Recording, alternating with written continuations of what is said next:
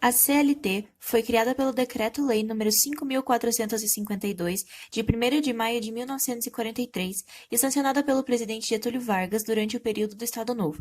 A consolidação foi assinada pelo então presidente no estádio de São Januário, que estava lotada para comemorar o feito.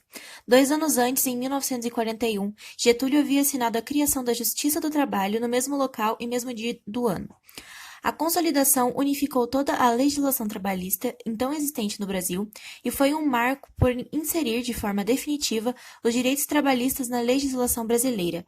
Ela surgiu como uma necessidade constitucional após a criação da Justiça.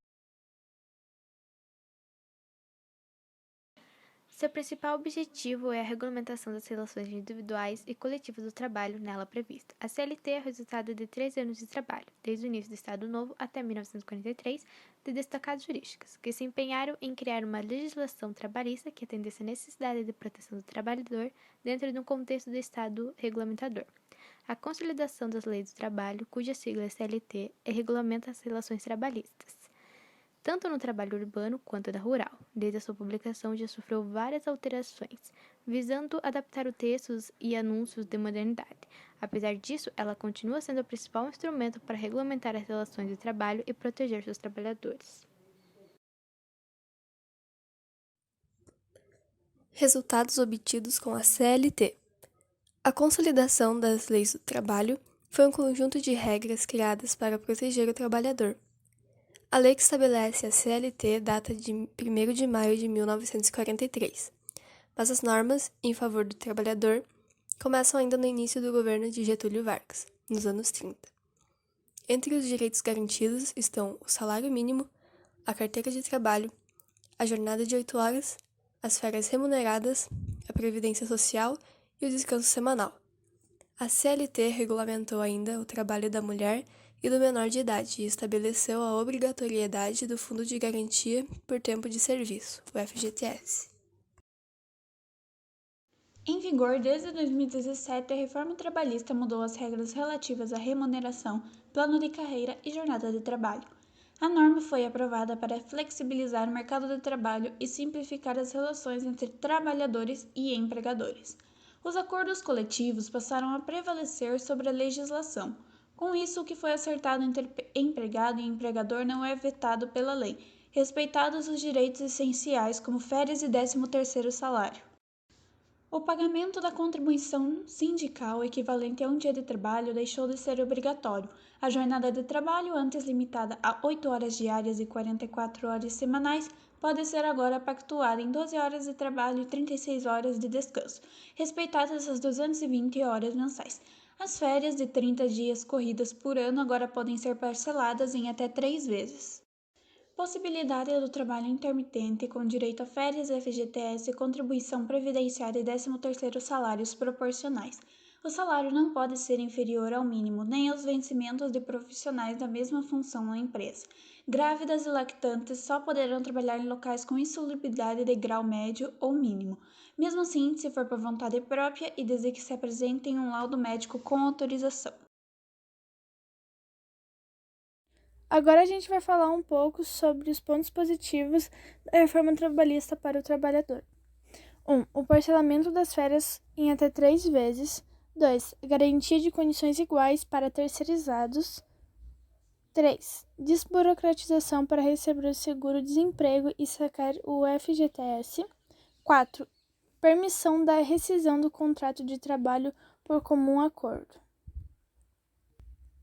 Pontos negativos. 1. Fim da assistência gratuita na rescisão do contrato de trabalho. 2. Autorização da dispensa coletiva sem intervenção sindical. 3. Restrição de acesso à justiça gratuita. 4. Permissão para negociação coletiva de condições menos benéficas ao trabalhador do que as previstas em lei. 5. Horas extras sem pagamento em home office.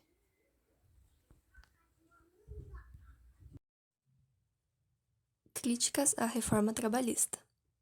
As críticas que serão citadas nesse trabalho são da juíza do Tribunal Regional do Trabalho, TRT da 4ª Região, Valdete Souto Severo. Primeiro ponto negativo são as horas extras sem pagamento em teleatendimento e permissão para negociação coletiva de condições menos benéficas ao trabalhador do que as previstas em lei. A autorização para trabalhar por 12 horas consecutivas, que pode ser estabelecida em acordo individual com supressão do intervalo para repouso e alimentação, sem necessidade de licença se o trabalho for insalubre, de acordo com a nova lei. Também afronta a literalidade da Constituição. Nesse caso, não há salvação para a norma. Seu exame, à luz da Constituição vigente, implicará evidente avanço no trato das questões trabalhistas, pois já faz algum tempo que essa aberração vem sendo tolerada e mesmo incentivada pela jurisprudência majoritária do próprio Judiciário Trabalhista. Agora, inserida em texto legal, merecerá exame sob a perspectiva do confronto axiológico com os termos da Constituição e não resistirá à literalidade do artigo 7º, Severo 2017. O segundo ponto negativo são os direitos da gestante. Sobre os direitos da gestante, o artigo 394-A da CLT traz alterações significativas. Artigo 394-A. A empregada gestante ou lactante somente poderá trabalhar em ambiente insalubre mediante a apresentação de atestado médico que comprove que o ambiente não afetará a saúde ou oferecerá algum risco à gestação ou lactação. Anteriormente, a CLT garantia o afastamento de grávidas ou lactantes de atividades ou locais insalubres. Agora, a mulher só será afastada da função se levar ao empregador um atestado médico explicando a necessidade. A exceção será para o caso de grau máximo de insalubridade, que vai assegurar o afastamento automático da gestante. A lactante, mesmo neste caso, permanecerá na função, se não levar um atestado sugerindo o contrário. Sobre essas alterações, a Lei 13.467 obriga a mulher gestante ou lactante a levar atestado médico para a empresa, a fim de que seja afastada do ambiente insalubre. Com a reforma trabalhista, houve muitas mudanças na CLT, como as horas de trabalho podendo ser negociadas desde que se respeite a Constituição, férias podem ser divididas em 3 períodos, gestantes só serão afastadas do trabalho se houver um risco muito alto para a saúde delas. O banco de horas agora é estabelecido por um contrato entre o empregador e o funcionário. O desconto na folha de pagamento é opcional, só paga quem optar por isso.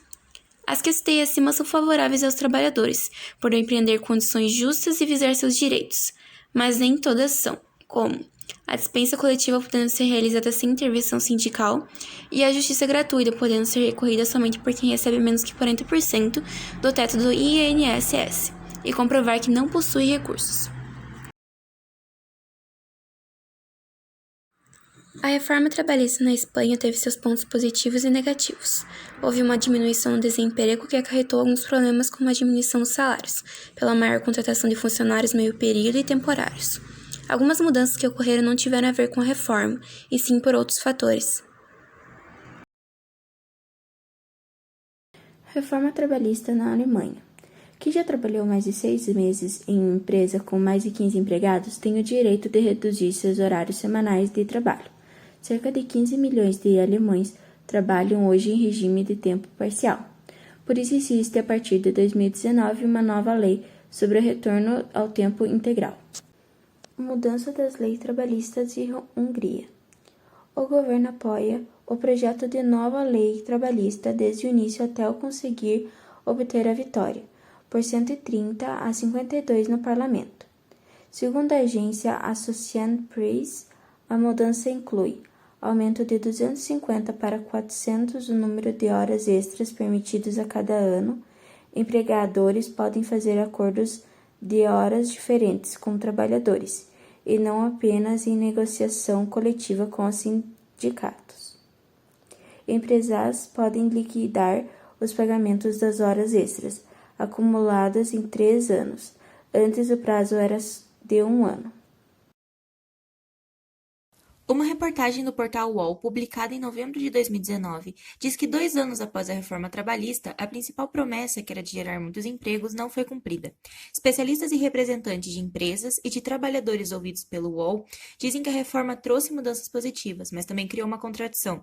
A espinha dorsal da reforma, a valorização da negociação entre trabalhadores e patrões, teria sido desequilibrada pelo fim do imposto sindical obrigatório, sem a adoção de outras formas de financiamento aos